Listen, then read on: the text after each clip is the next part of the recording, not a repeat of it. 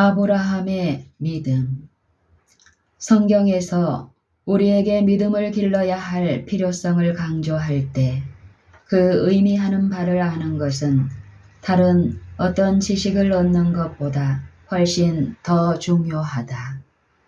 믿음은 하나님의 말씀이 그 말씀하시는 일을 이루도록 기대하는 것이며 그 말씀하시는 일을 이루도록 하기 위하여 오직 말씀만을 의존하는 것이다.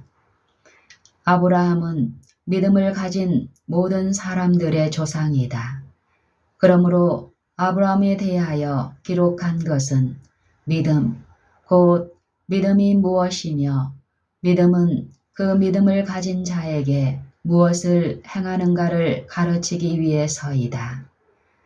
그러면 믿음의 일에 있어서 우리의 조상이 되는 아브라함은 무엇을 얻었다고 말할 수 있을까? 성경은 어떻게 말하고 있는가?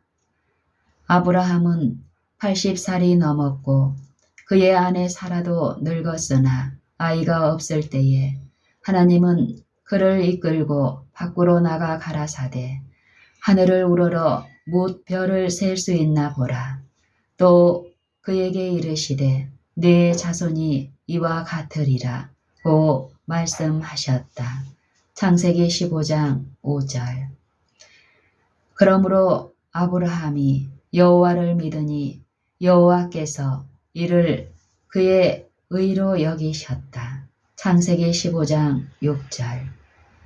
아브라함이 하나님의 말씀을 받아들이고 말씀에 의지하여 그 말씀하신 일을 기대하였다. 그러므로 아브라함이 이 믿음으로 의롭다 하심을 받았다.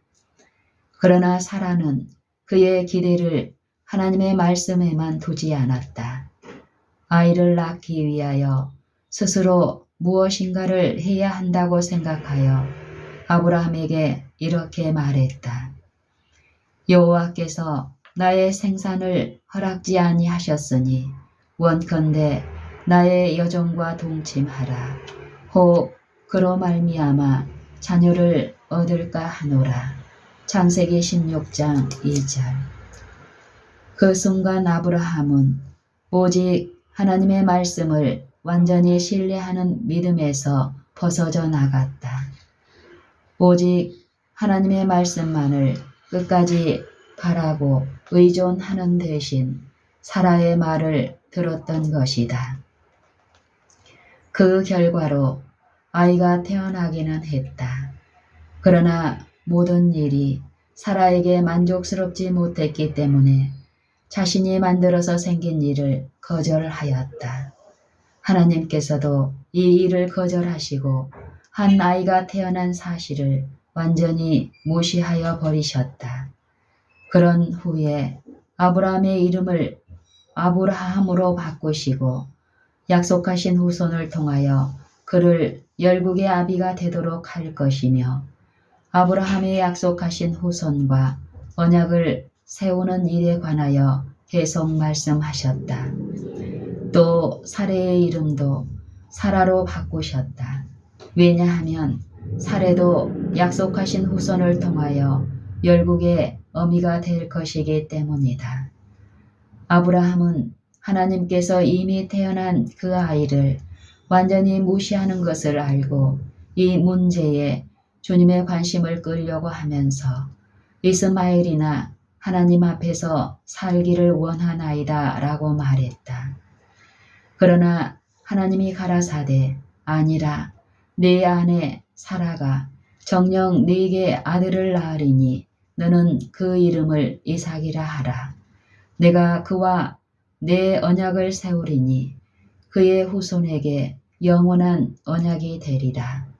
이스마엘에게 이르러는 내가 네 말을 들었나니 내가 그에게 복을 주어 생육이 중다하여 그로 크게 번성케 할지라. 그가 12방백을 낳으리니 내가 그로 큰 나라가 되게 하려니와 내 언약은 내가 명년 이 기한에 사라가 네게 낳을 이삭과 세우리라 고 말씀하셨다.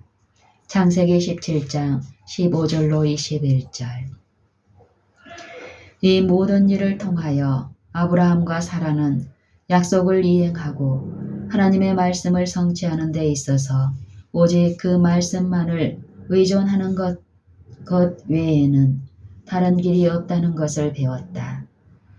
이 모든 일을 통하여 아브라함과 사라는 약속을 이행하고 하나님의 말씀을 성취하는 데 있어서 오직 그 말씀만을 의존하는 것 외에는 다른 길이 없다는 것을 배웠다. 사라는 그녀의 계략이 단지 불화와 고통만을 가져오고 약속의 성취를 지연시켰을 뿐이라는 것을 배웠다. 아브라함은 사라의 말을 들었을 때에 하나님의 말씀을 확고하게 붙잡지 못했으며 그러므로 이제 그 모든 계략을 버리고 다시 하나님의 말씀으로 돌아가야 한다는 것을 배웠다. 그러나 지금은 아브라함이 99살이 되었다.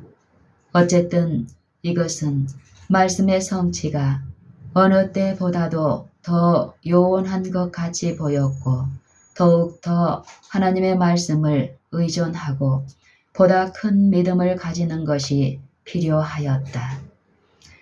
이제는 하나님의 말씀만을 그대로 믿는 것 외에는 다른 무엇을 의존할 것이 전혀 없었다.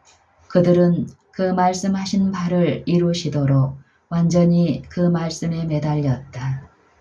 그들 자신들의 모든 행위와 책략과 계획과 노력을 버리고 그 말씀하신 일을 이루시도록 하기 위하여 오직 말씀, 곧 믿음에 의지하고 오직 말씀에 매달리고 완전히 그 말씀에만 의존하였다.